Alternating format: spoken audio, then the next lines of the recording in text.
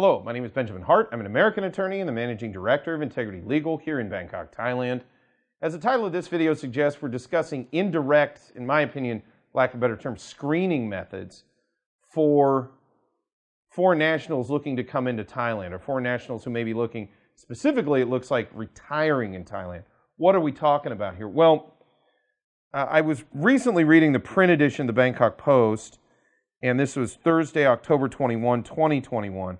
I made another video contemporaneously with this one, which I go into this whole article, and the article is titled, Health Cover Perks for Foreigners. This whole article I found very surreal to read. It's almost like it was written in a kind of newspeak, something akin to George Orwell's 1984's Newspeak. Because, again, health cover perks for foreigners.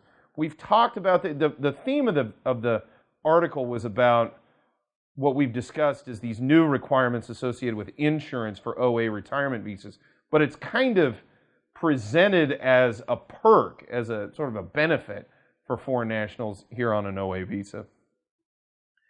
I thought that was a little bit odd to frame it that way, but leaving that aside, more to the point for this video was this excerpt from the very end of the article. Quoting directly, taking out health insurance from foreign countries will also help reduce the issue of visa extensions, which also helps to screen foreigners traveling to Thailand. So I don't know if the article itself is intentionally vague because we're still kind of working this out, because we are. This hasn't been fully implemented. As we've talked about in other videos, these rules are coming online, but as a practical matter, you're really not going to see them really start to hit people until about a year from now, presumably. But again, I just want to read this again. Taking out health insurance from foreign countries will also help reduce the issue of visa extensions, which also helps to screen foreigners traveling to Thailand. So, and we've discussed this in other videos. There's a new immigration chief here in Thailand, and he seems to have made it almost a keystone to him coming in, the issue of collecting data on foreigners. I've made other videos contemporaneously with this one where we discuss that at more length, but this whole notion of screening foreigners and collecting data, it seems to be of an increasing concern to certain folks within the immigration apparatus.